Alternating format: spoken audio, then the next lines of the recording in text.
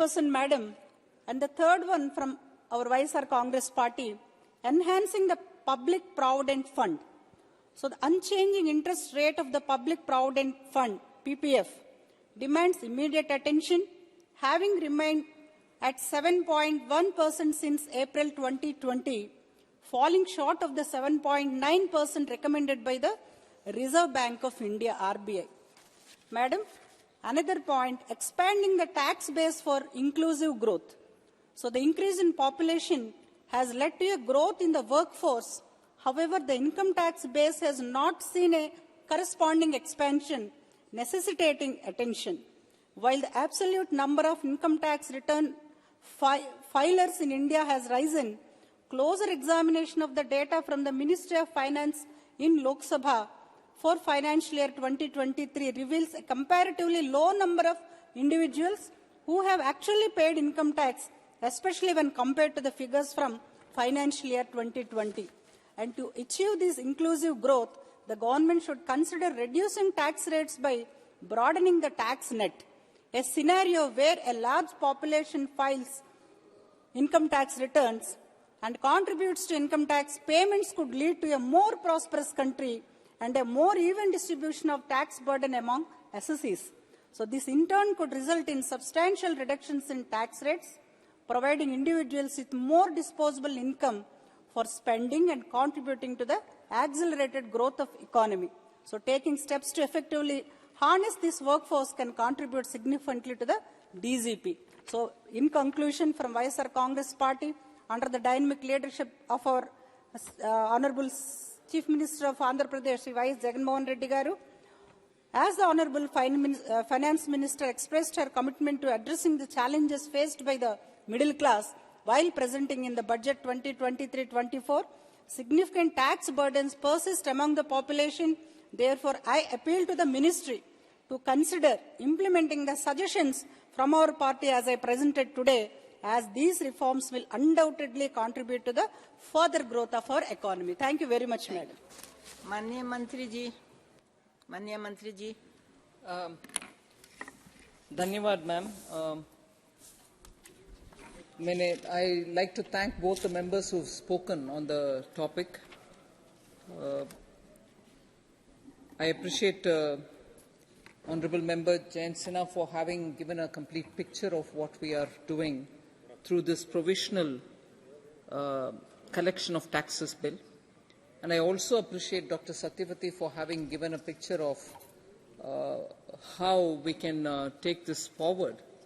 And the suggestions that she has put forth on behalf of her party is certainly something which I'll have the ministry go through. I hope this is not taken as an assurance, but it's certainly something which I'll value her inputs and take it forward. So with these words as reply to the two honourable members who spoke, I request that the House pass the bill.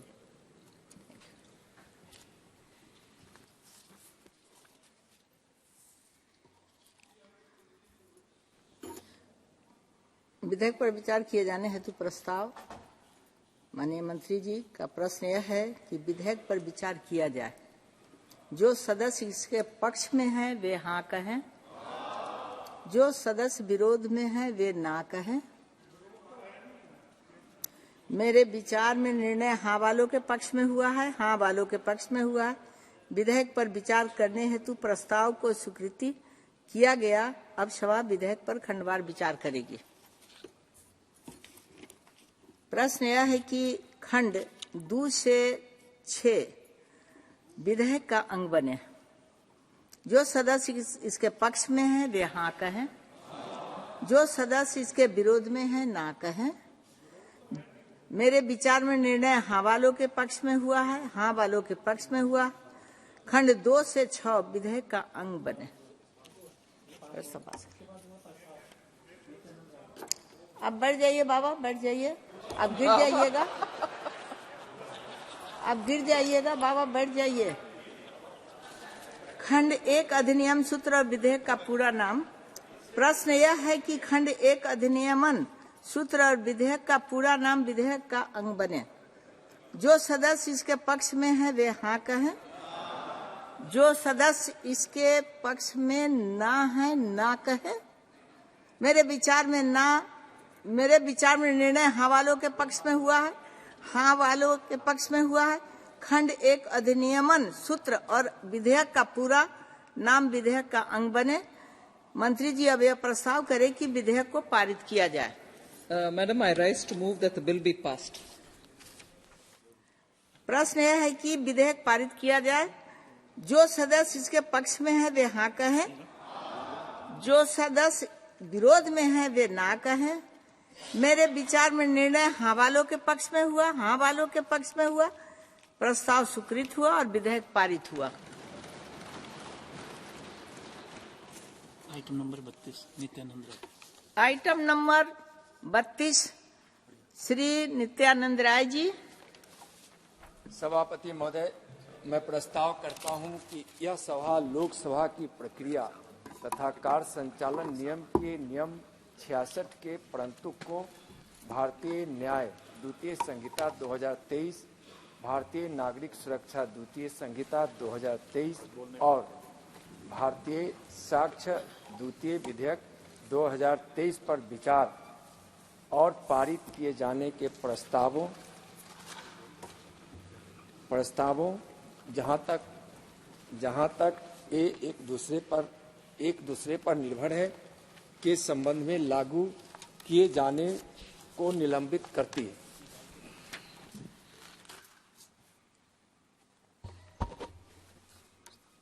प्रश्न ये कि माननीय मंत्री द्वारा प्रस्तुत प्रस्ताव को स्वीकृत किया जाए। जो सदस्य इसके पक्ष में हाँ कहें, जो सदस्य विरोध में ना कहें। मेरे विचार में निर्णय हाँ वालों के पक्ष में, हाँ वालों के पक्ष में प्रस्ताव स्वीकृत हुआ। अभी बोलने का मौका देंगे आपको, बैठ जाइए। हाँ, आइटम नंबर 33, 34, 35 को चर्चा में एक साथ लिए जा रहे हैं। आपका भी ये प्रस्ताव है? एक साथ ले लेंगे कुछ चर्चा में। माननीय मंत्री जी। महोदय, मैं प्रस्ताव करता हूं कि अपराधों के संबंधित उपबंधों का समेकन और संशोधन करने तथा उससे संबंध या उससे आनुषंगिक विषयों वाले विधेयक पर विचार किया जाए और दंड प्रक्रिया संबंधी विधि का समेकन और संशोधन करने वाले विधेयक पर विचार किया जाए और निष्पक्ष विचारणा के लिए साक्ष्य के साधारण नियमों और सिद्धांतों को समेकित करने तथा उनका उपबंध करने वाले विधेयक पर विचार किया जाए। Shri T Rangaiah.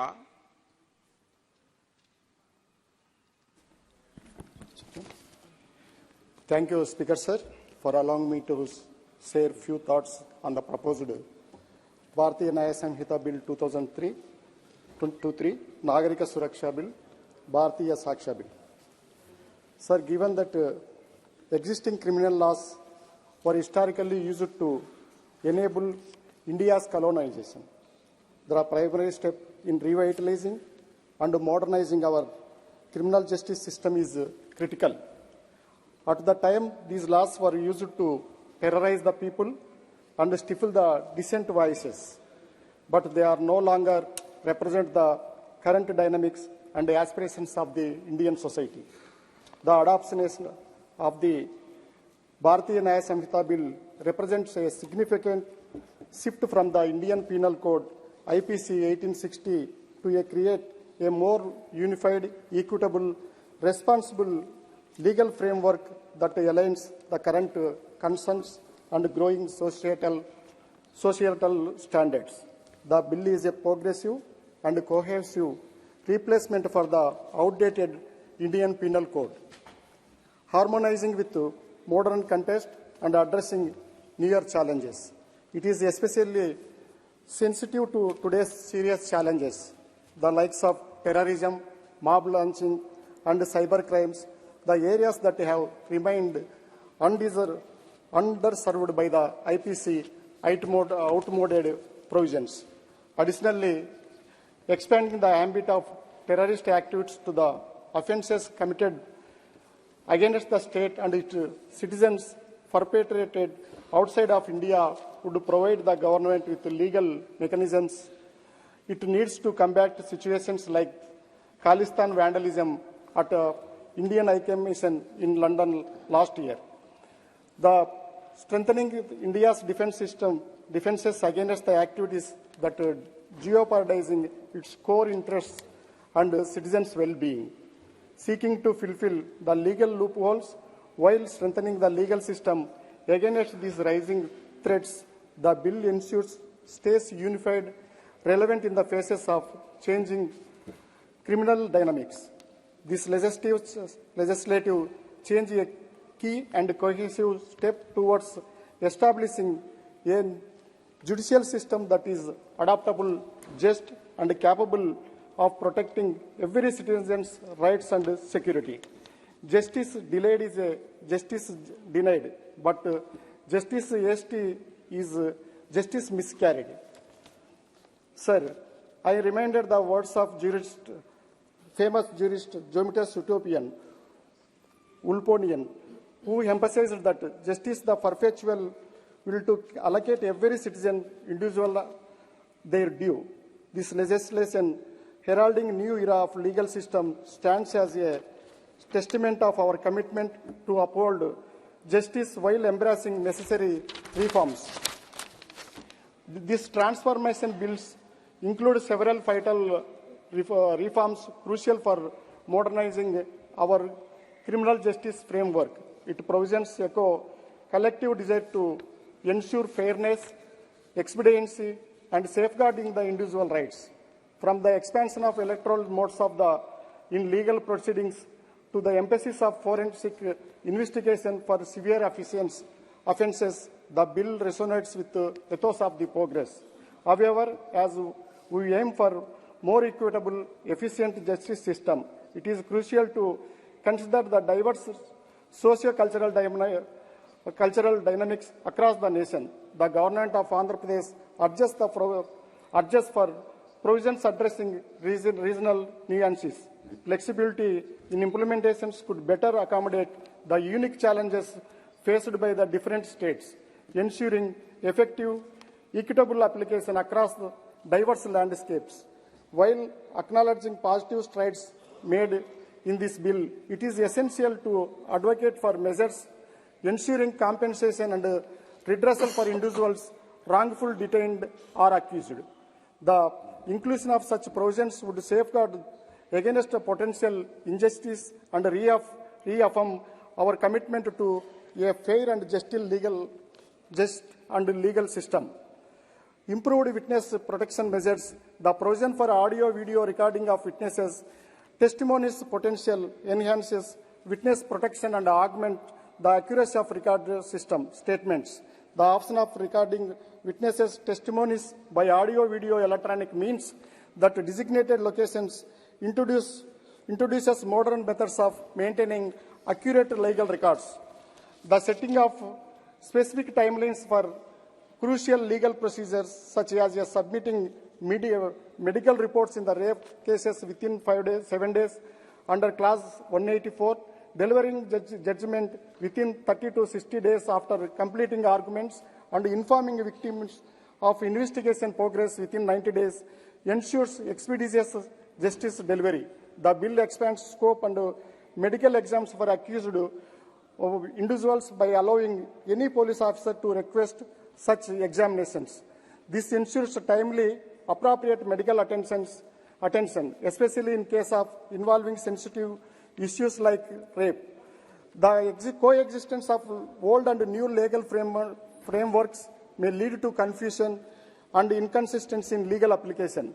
Ambiguity in some clauses, like shifting the burden of proof in specific cases, require further clarification to avoid misinterpretations and the potential misuse. Judges and lawyers need adequate training to effectively implement the new procedures and interpret law accurately. Make the provisions for holistic service to the victims of rape, including counseling, financial assistance, and access to medical care, more effective, and introduce various other measures to protect witness from the intimidation and retaliation, including physical security witness anonymity programs, and reallocation support, provide avenues for victims to participate in legal process, advocate the rights and interests. Sir, regarding this bill, Bharatiya Saksha makes some essential changes to original act, successfully fulfills many of the ministry's objectives. Most notably, it widens the ambit of electronic records admissible as evidence and removes certain colonial references from this initial act. Particularly, case dismissal due to lack of evidence. In 2021, government data brought to light alarming statistics, revealing that 7.5 lakh police cases are closed annually in India due to lack of evidence.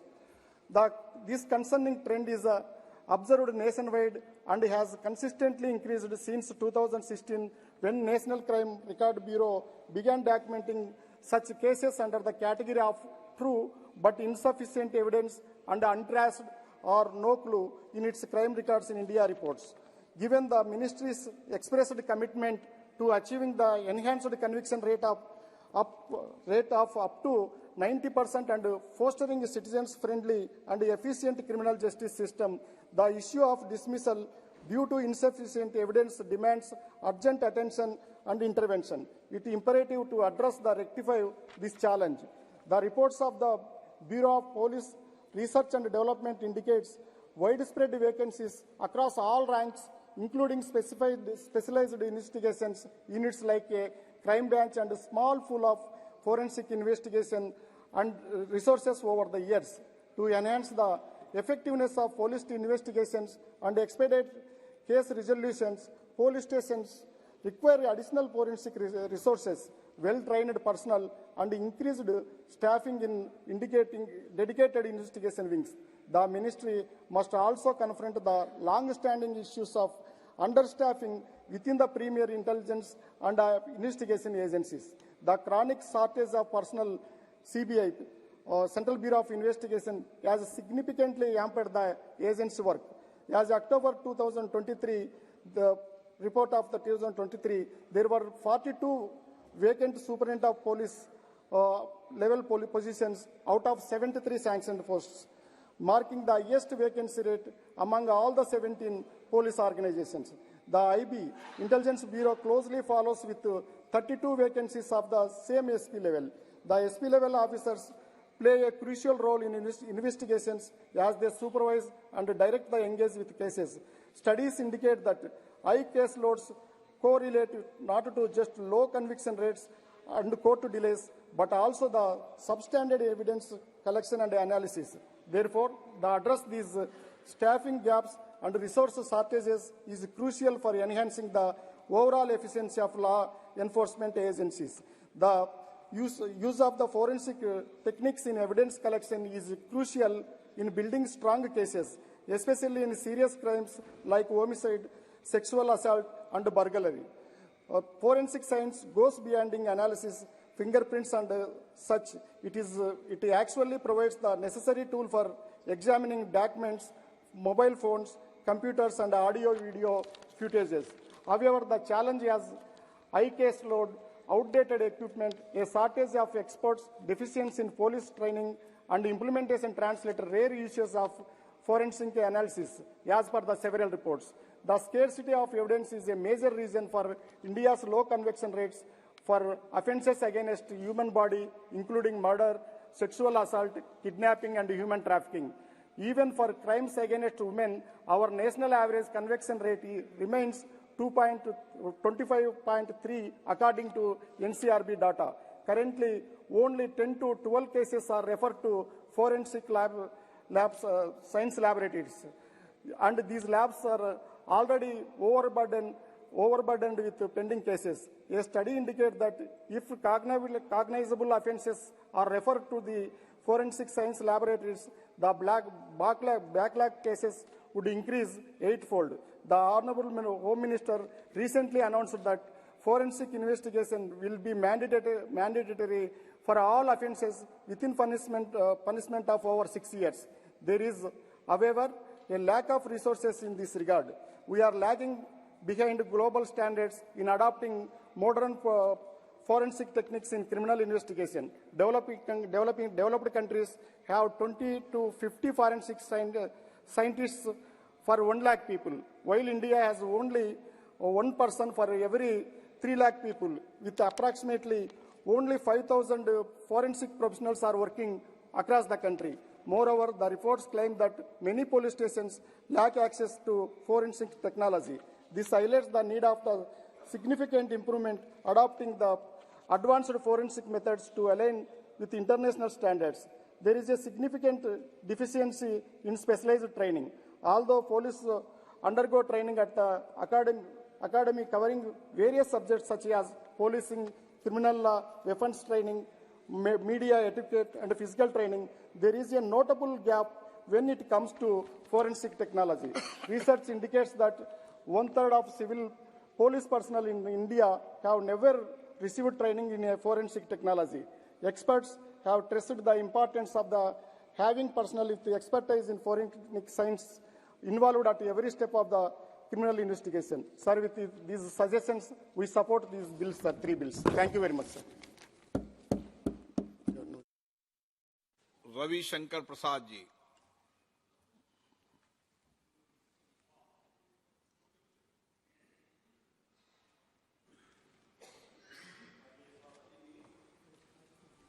मैं कृतज्ञ हूं कि आपने इस ऐतिहासिक bill पर अपने विचार रखने का मुझे अवसर दिया है। मैं अपनी सरकार, माननीय प्रधानमंत्री और माननीय गृह मंत्री जी का विशेष रूप से अभिनंदन करना चाहूंगा कि भारत की क्रिमिनल न्याय प्रक्रिया में आज का दिन मील का पत्थर है। जब हम भारतीय न्याय संहिता, भारतीय नागरिक सुरक्षा संहिता और भारतीय साक्ष्य विधेयक पर चर्चा और पारित करने वाले हैं। ये भारतीय न्याय संहिता इंडियन पेनल कोड के स्थान पर आ रही है और भारतीय नागरिक सुरक्षा संहिता क्रिमिनल प्रोसीजर कोड के स्थान पर आ रही है और भारतीय साक्ष्य विधेयक इंडियन एविडेंस एक्ट के स्थान पर आ रही है। माननीय सभापति जी, इस पूरे प्रस्तावित कानून का कुछ दर्शन है। इंडियन पेनल कोड में पेनाल्टी पर एम्फेसिस था, आपको दंडित करना है। भारतीय न्याय संहिता में न्याय पर एम्फेसिस है कि हमें लोगों को न्याय देना है। ये बहुत बड़ी सोच का अंतर है जिसे हमें समझना जरूरी है। दूसरी बात, जो नागरिक सुरक्षा संहिता है उसमें क्या था कि कोड ऑफ क्रिमिनल प्रोसीजर एक प्रोसीजर प्रस्तावित करता था कैसे लोगों को पेनाल्टी देना है, अपील करना है। उसकी जगह पर जो कानून आ रहा है वो सुरक्षा संहिता कि कोई अपराधी हो भी तो उसकी प्रक्रिया में उसकी सुरक्षा की चिंता होनी चाहिए, ये बात भी कही गई है। और साक्ष्य अधिनियम के बारे में तो बातें हैं ही हैं कि कैसे सबूत हो, उनको कैसे प्राप्त किया जाए और कैसे उस पर कार्रवाई हो। माननीय सभापति जी, आज मैं आपकी कृपा पूर्वक अनुमति से सदन के सामने इंडियन पेनल कोड 1860 का थोड़ा उसकी पृष्ठभूमि देना जरूरी है। अगर आप इन तीनों कानून को देखेंगे तो 1860 में इंडियन पेनल कोड आया, माननीय सभापति जी, एविडेंस एक्ट 1872 में आया और सीआरपीसी 1882 में आया। उसके पहले एक छोटा कानून था। माननीय सभापति जी, आपको याद होगा 1857 में भारत की आजादी का पहला आंदोलन हुआ था जिसमें भारत के महान क्रांतिकारियों ने ईस्ट इंडिया कंपनी बहादुर के लोगों को बहुत ठगाया। उसमें रानी लक्ष्मीबाई थी बहादुर, हमारे बिहार के बाबू वीर कुंवर सिंह जी थे, तात्या टोपे थे, हम सभी का नाम जानते हैं। उसके बाद कंपनी बहादुर का राज खत्म हुआ और विक्टोरिया महारानी का राज शुरू हुआ। मतलब अंग्रेजों ने भारत के साम्राज्य को सीधा अपने कंट्रोल में लिया। यह बात जानना बहुत जरूरी है। और उसके बाद जब भारत को शासन करना है तो मैं अंग्रेजों की एक बात की तारीफ करूंगा, कोई भी काम करेंगे, अन्याय की पराकाष्ठा भी करेंगे तो कानून का दिखावा देके करेंगे। हाँ? जितना मैं उनके बारे में पढ़ता हूं, हमारे आजादी के आंदोलन में माननीय सभापति एक कच्ची फांसी हुआ करती थी। बाद हो रहा है ये जी, कितने साल बाद परिवर्तन हो रहा है कानून? ये तो 75 इयर्स के बाद, 151 साल के बाद, और आजादी के बाद 75 इयर्स के बाद। तो माननीय उपसभापति जी, कच्ची फांसी, तो हमने कहा कच्ची फांसी क्या हुआ?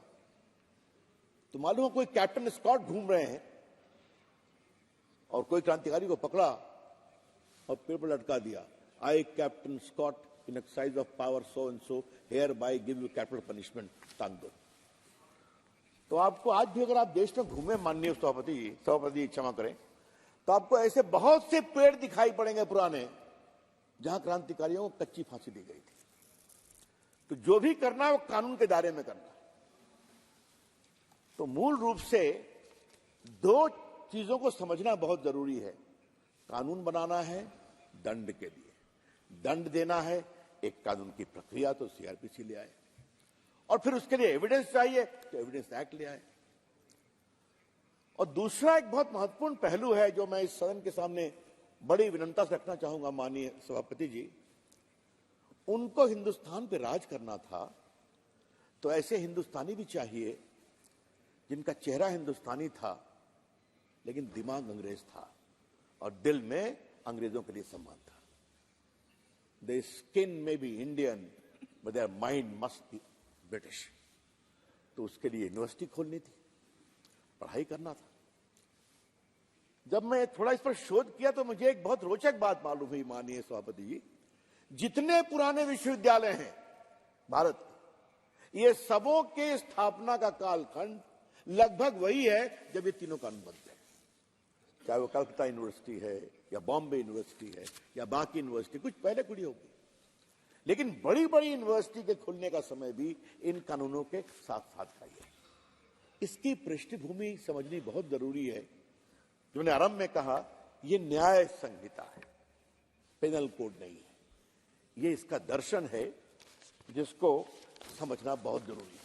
लेकिन हां, एक चिंता की बात होती है, इतना लंबा समय क्यों लगा, क्यों लगना चाहिए?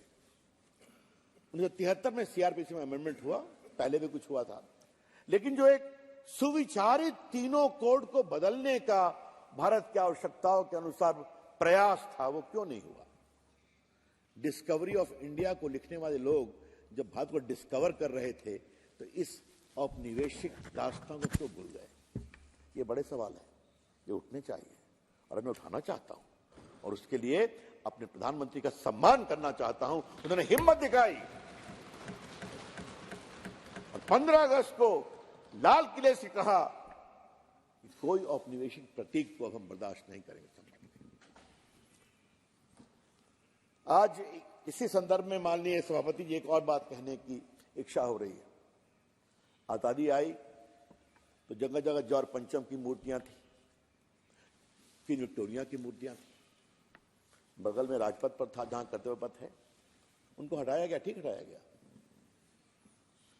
लेकिन हमारे जो महान नेता थे उसमें कुछ कुछ सम्मान में इतना विलंब क्यों किया गया? Statue of unity Sardar Patel की पहले क्यों नहीं बन सकती थी? उसके लिए क्यों नरेंद्र मोदी को आना पड़ा? ये बड़े सवाल है, उठने चाहिए। ये उसी मानसिकता से लिंक्ड है।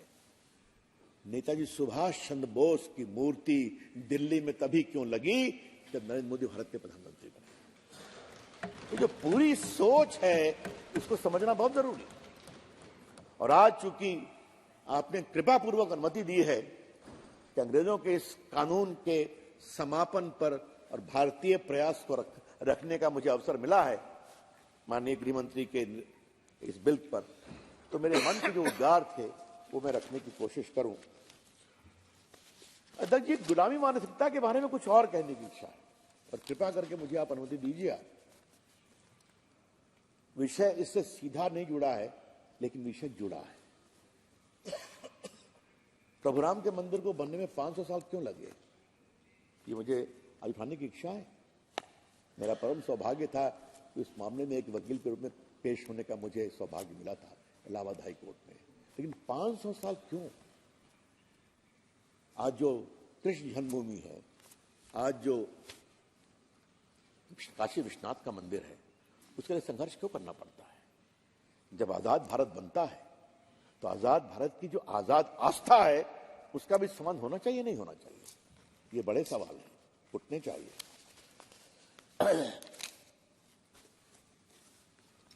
आज मैं इस सदन को बताना चाहूंगा, पहले भी चर्चा हुई है कि 1500 अंग्रेजों के समय के कानून, जो पुराने कानून थे, अनुपयोगी थे, उनको समाप्त कर दिया गया है।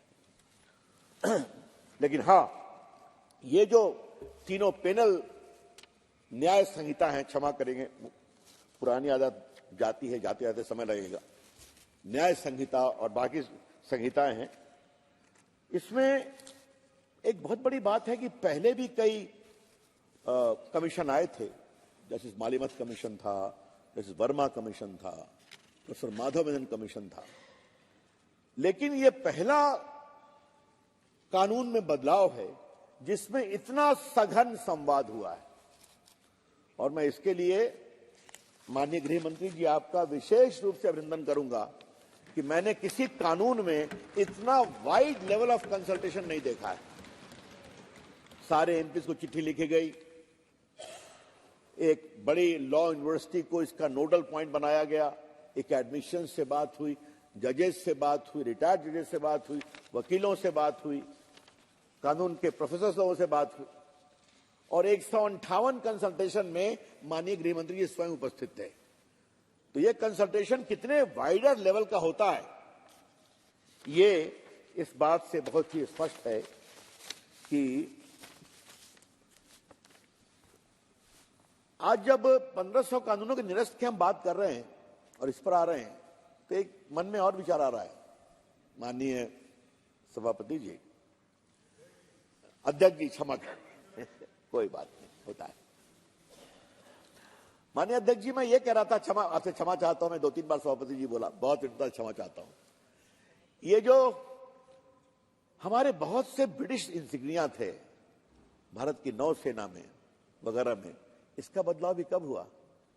माननीय प्रधानमंत्री के आह्वान पर ही हुआ ना, कि महाराज शिवाजी की जो नौसेना थी, उसका जो सिंबल था, उसको आज भारतीय नौसेना का प्रतीक बनाया गया है। ये कितनी बड़ी बात है, ये पहले क्यों नहीं हो सकता? अध्यक्ष जी, तीनों विधेयक की कुछ प्रमुख बातें मैं यहां रखना चाहता हूं, फिर मैं इसके अदर कुछ पॉइंटेड तथ्यों पे आऊंगा। पुराने पेनल कोड में 511 प्रावधान थे, सेक्शंस थे, नए में 356 होंगे। 175 सेक्शन बिल्कुल बदल दिए गए हैं, 8 नए जोड़े गए हैं, 22 सेक्शन को निरस्त किया गया है। और भारतीय साक्ष्य विधेयक में 167 की जगह 170 प्रावधान होंगे, 23 प्रावधान बदल दिए गए हैं। और भारतीय सुरक्षा संहिता के सीआरपीसी में जो, उसमें 533 प्रावधान होंगे, जिसमें 160 को बदल दिया गया है। 9 नए सेक्शन जोड़े गए हैं और 9 प्रावधानों को बदला गया है। ब्रिटानिया संसद के द्वारा पारित इन कानूनों के सारे औपनिवेशिक प्रतीकों को भी समाप्त कर दिया है। Her majesty, her majesty, the council, the house of lords, उनको नमस्ते किया गया है। अब भारतीय संसद सर्वोपरि है, वो इस कानून का सार है, ये मैं कहना चाहता हूं। माननीय सभापति जी, इन कानूनों का सबसे प्रमुख विशिष्ट क्या है मेरे विचार में? ये युग टेक्नोलॉजी का है और टेक्नोलॉजी ताकत है। ये युग सूचना का है, सूचना ताकत है। This is the age of technology, technology is power. This is the age of communication, communication is power. और आज इस पूरे मामले में इस बात का विशेष ध्यान रखा गया है कि टेक्नोलॉजी के माध्यम से हम इसका सदुपयोग करें। तो इसीलिए डॉक्यूमेंट की परिभाषा को बदला गया है।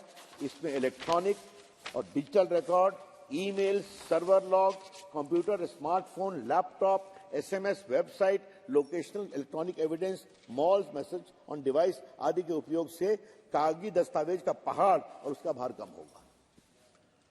दूसरा एक बहुत महत्वपूर्ण बात इसमें क्या है, अभी तक सिर्फ कुछ कामों के लिए आप वीडियो कॉन्फ्रेंसिंग के माध्यम से जेल से कोर्ट में लुटते थे। अब आपका पूरा ट्रायल वीडियो इसके माध्यम से इलेक्ट्रॉनिक डिवाइस के माध्यम से हो पाएगा, क्रॉस एग्जामिनेशन हो पाएगा, कंप्लेंट का एग्जामिनेशन हो पाएगा। ये बहुत बड़ी बात है।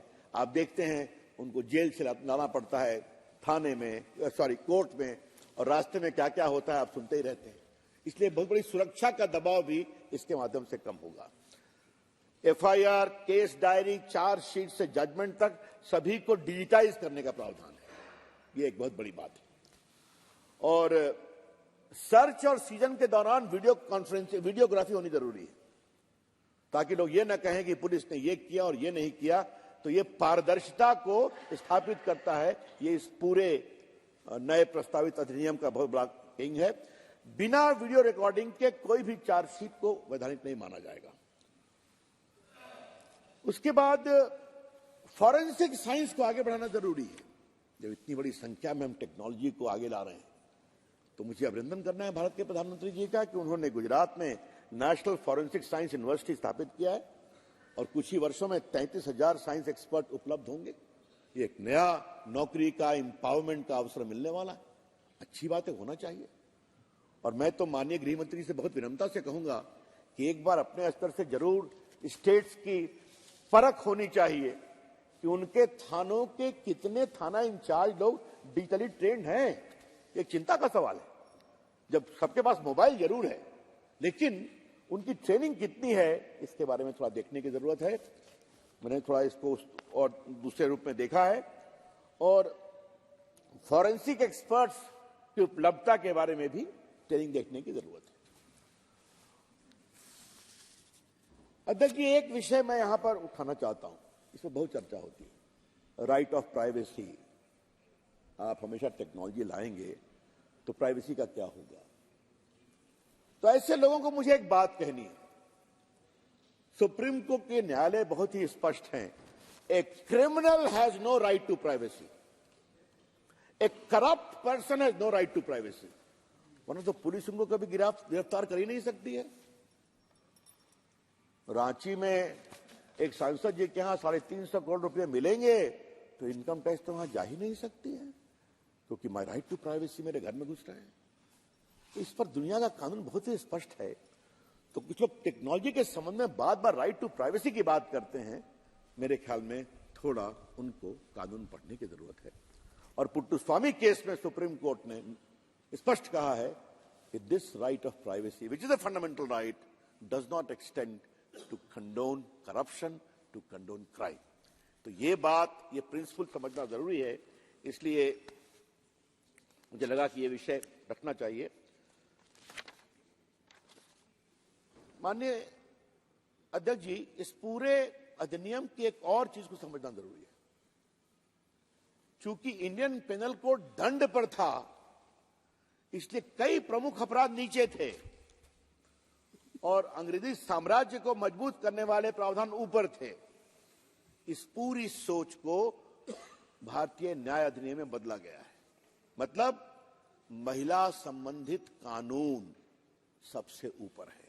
इस बात को समझा जाए। ये मैं पढ़ रहा था तो मुझे ये सोच बहुत ही अच्छी लगी कि किस प्रकार से अंग्रेजों के बनाए कानून और हमारी सोच में अंतर है कि महिला, बच्चे, बहुत विस्तार से उसको रखा गया है। तो माननीय गृह मंत्री जी उसको बताएंगे। और जो पहले जो मानव संबंधित ऑफेंस थे, 302 murder, attempt to murder, dowry prohibition act में मर्डर वगैरह, डाउरी लेकर के, और बलात्कार, ये सब कहां से कहां तक थे? ये चैप्टर रोमन 6 में थे, चैप्टर रोमन 16 में थे। और 302 था हत्या का पूरा विश्लेषण और वो अपराध। अब ये सीधा ऊपर आ गया है और काफी जो मैंने भाग महिलाओं बच्चों के बाद इसको बताया जाता है। अब जो मैंने कहा बलात्कार का प्रावधान वो सब न्याय संहिता के धारा 63 और 64 में है, तो 376 से 63 64 ये सोच का है कि मैं कहना चाहता हूं, it is a question of thinking. एक बात जो और कही गई है और जो दो प्रावधान ने मुझे बहुत प्रभावित किया है, मैं माननीय गृह मंत्री जी का विशेष रूप से अभिनंदन करूंगा। सर, एक होता है समरी ट्रायल, एक होता है वारंट ट्रायल। समरी ट्रायल होता है पुराने कानून में 2 साल या उससे कम की सजा है तो आपका तेज ट्रायल चलेगा। अब सिर्फ एक काम किया माननीय गृह मंत्री जी ने इस बिल में कि समरी ट्रायल के सजा वाले को 2 से 3 साल कर दिया। तो जब 3 साल तक की सजा होगी उसका समरी ट्रायल होगा।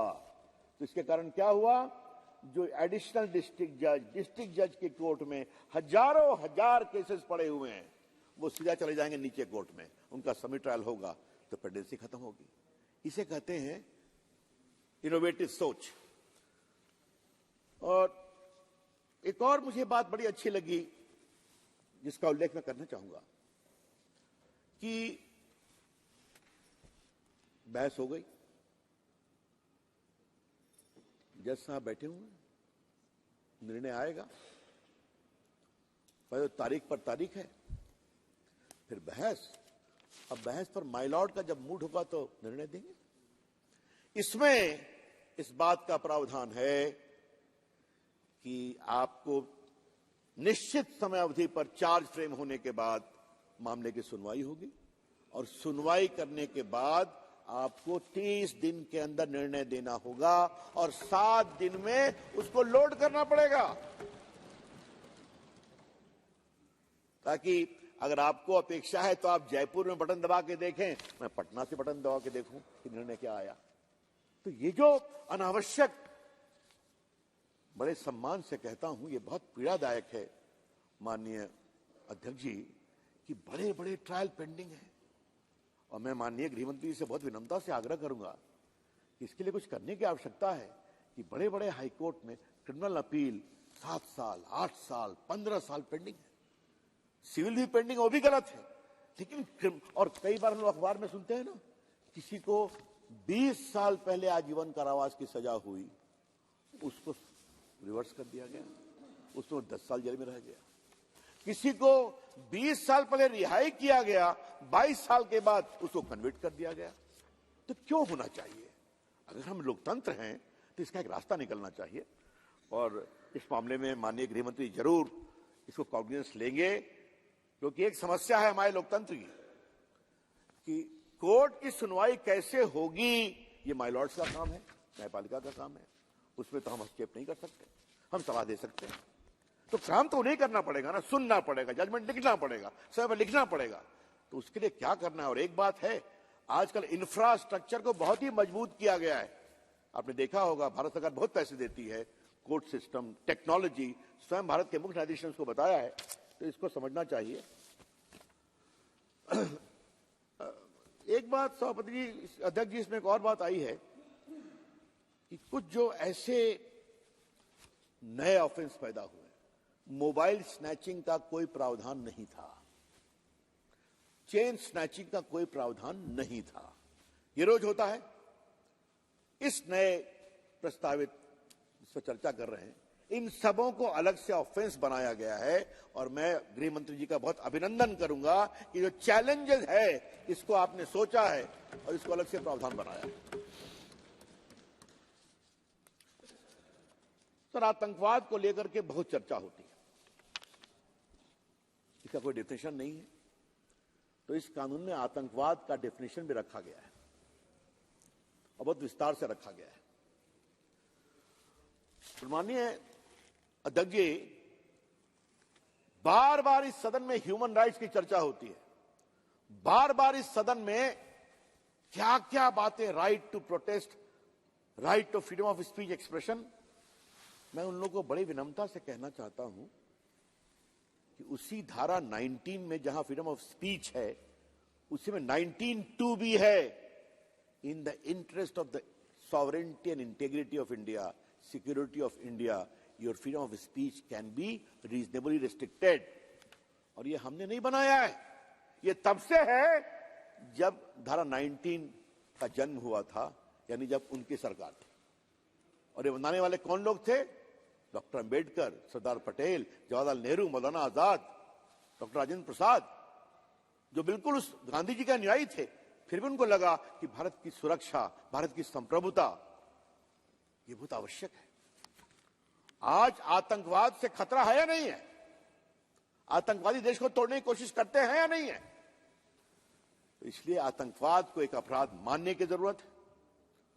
और ये वही लोग हैं जो दुर्भाग्यपूर्ण घटना हुई इस सदन में कुछ दिनों पहले, और आपका बहुत अध्यक्ष जी अभिनंदन कि आपने जो पत्र लिखा हम लोग को और विस्तार से बताया, बहुत ही भावुक था। लेकिन कुछ लोग क्या कर रहे हैं, इस सदन में जो घटना हुई उसको प्रत्यक्ष और अप्रत्यक्ष रूप से सपोर्ट करने की कोशिश कर रहे हैं। जो लोग कर रहे हैं मैं उनसे एक सवाल आज पूछना चाहता हूं, कर्नाटक में समस्या है कि नहीं? केरला में समस्या है कि नहीं? अगर विपक्ष के द्वारा, या बंगाल में है कि नहीं? तो क्या अगर इन विपक्ष के विधानसभाओं में कुछ लोग कूद कर करके आग लगाने की कोशिश करें, पाउडर गिराने की कोशिश करें, तो उनको उचित लगेगा क्या?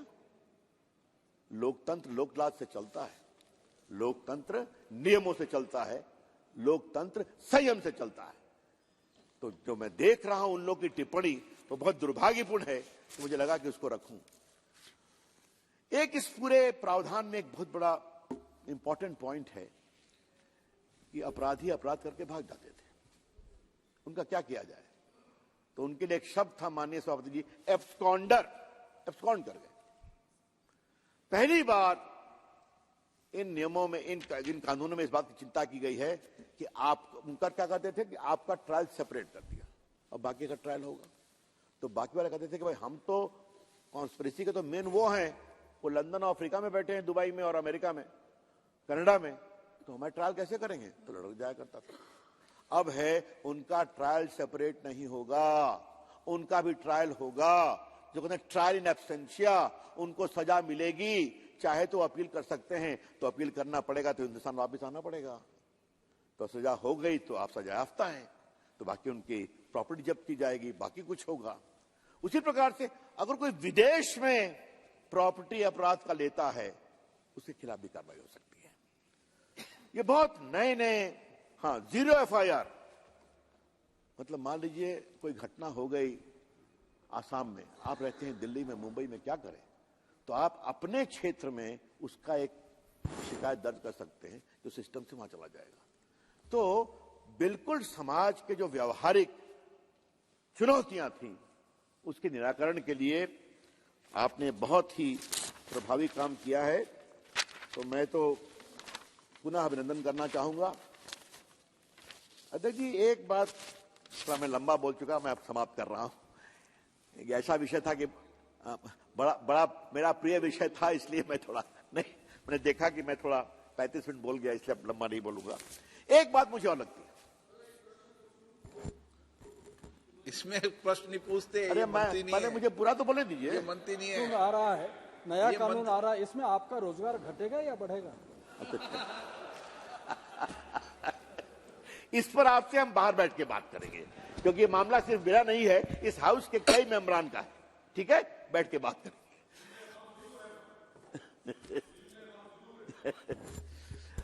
सभापति जी, एक और बात मुझे कहनी थी। एक बहुत ही इनोवेटिव आइडिया इसमें है, community service by way of punishment. कि आपने कोई अपराध किया, पेटी ऑफेंस किया, तो जाइए थोड़ा सा समाज सेवा आप करिए। अच्छी बात है, ये होना चाहिए, और इससे बहुत लोगों को सुधारने में अच्छा अवसर मिलेगा। और इसमें डिफेमेशन भी कम्युनिटी सर्विस में आता है। तो उस साइड के कुछ प्रमुख मेंबरान जो हैं, जो बार बार कई बातें कहते हैं, तो शायद वो कम्युनिटी सर्विस करेंगे तो कुछ मानसिक सुधार होगा। मैंने ठीक बोला ना? हाँ? सभापति जी, मैं बहुत समर्थन करता हूं इस बिल का। ये बहुत बड़ी क्रांति हुई है। अभिनंदन माननीय गृहमंत्री जी आपका, माननीय प्रधानमंत्री। प्रणाम। श्री गजानन कीर्तिकार जी।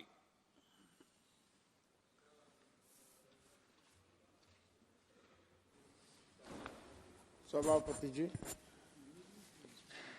I am grateful to you for giving me that opportunity.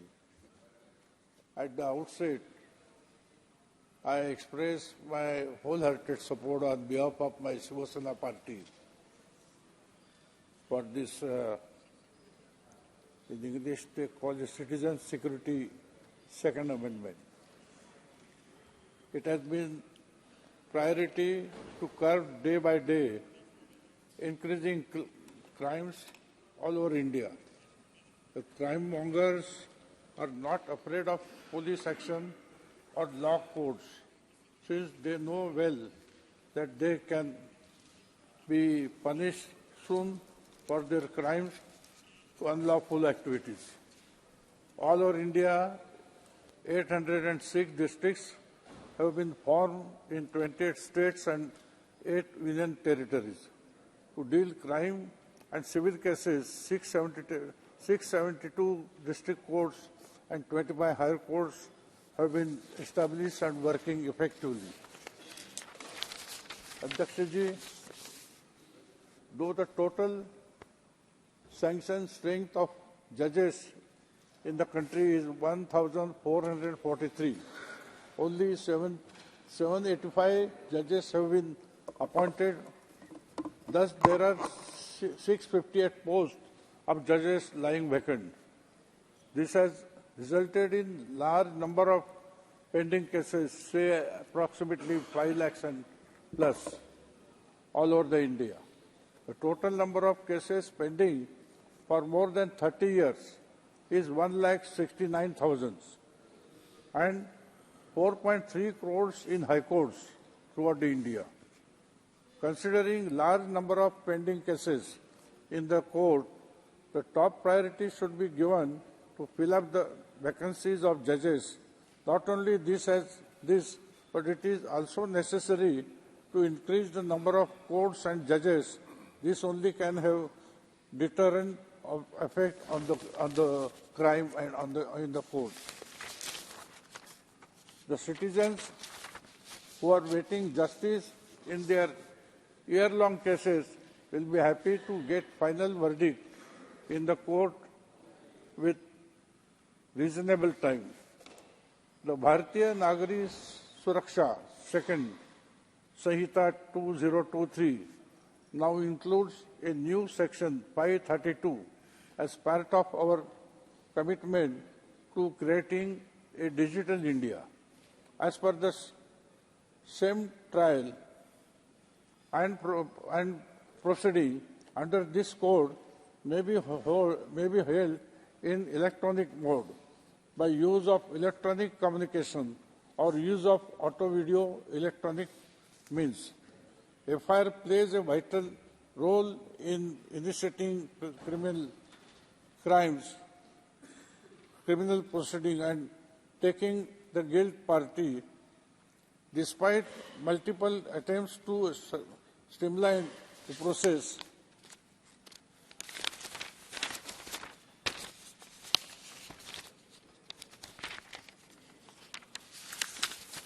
a more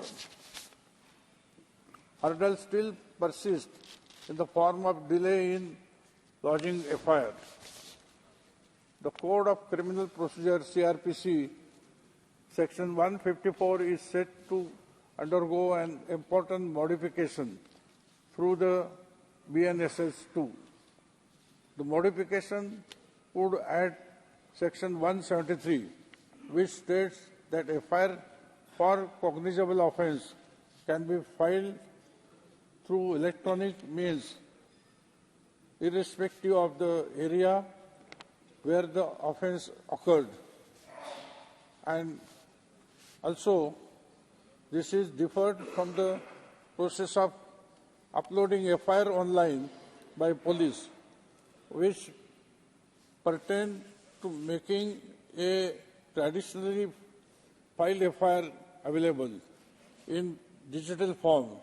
Under this section, the police officer is mandated to to electronically record the information and requiring the informant signature with 3 days.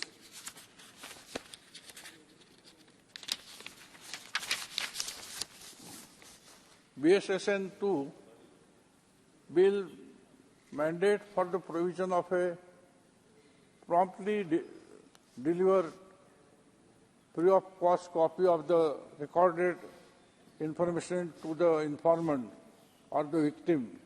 That is clause 173/2. This approach enables citizens to report crimes or provides informative via electronic means rather than resorting to in-person visit to police station, which might not be feasible due to security reason or other issue. Additionally, this may be in reducing the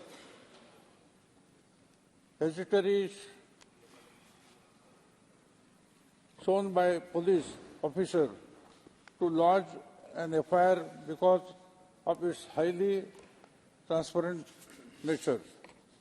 Now the bill proposed use to digital technology and in eliminating human errors or mischief and reduce the risk of corruption within the police force. This collective efforts aims to modernize and streamline the FIR registration.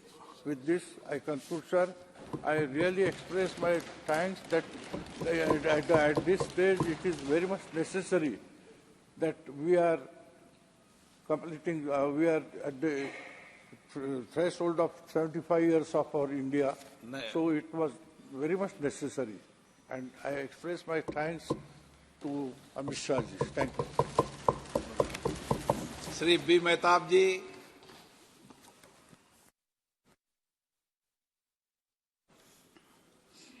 So you had asked a very pertinent question, how much time have flown after the IPC, CRPC and Indian Evidence Act came into existence. I was just making a calculation. The IPC is 163 years old. And the Indian Evidence Act is 130 years old. And if we calculate 1972 as the promulgation of CRPC, though it was there earlier, so it is already 51 years old. But all these three acts, which is going to be repealed today, are the acts of 19th century and 20th century. We are in 21st century. So I would say 4 months ago, after the first introduction of 3 new pieces of legislation to overhaul the criminal justice system, the government, Honorable Minister for Home Affairs, placed it before us and revised it last week. The new criminal code makes some crucial changes. The bills for the first time bring terrorism, corruption, and organized crime under the ambit of ordinary criminal law. There were special laws earlier, but now it has come into the ordinary criminal law. These aspects were reserved for stringent special legislation since they upend the general protection by reversing the burden of proof on the accused, as per French jurisprudence, to restrict bail. At the time of introduction, the government had told us that 3 provisions of IPC, that is sedition, criminalization of homosexuality, and adultery, been repealed. Fine print shows Rajdroha being changed to Deshdroha.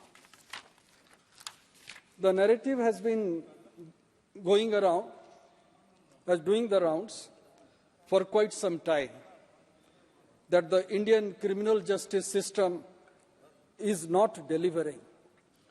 Victims of crime are often helpless. The cases are dragging endlessly and courts are getting choked. These are the four major issues which actually were perturbing us for quite some time. All this is being caused, it is said, because of colonial laws that somehow do not fit with Indian traditions, Indian customs. The magnificent edifice of the democratic structure today in India rests on the rule of law. As it is always said, as the civilization progressed, the society formed a ruler or created a Raja. But Raja has to perform his duty through law. It is not actually the Raja who protects the subjects. It is the law which protects the subject. That is the reason why we look up to our constitution with great hope and admiration. Because it is not the people who are prime ministers or chief justices. They don't give us justice. It is the law which protects every citizen of this country. It may be said the state does not protect the citizens. It is the law that protects the citizens. The law is supreme.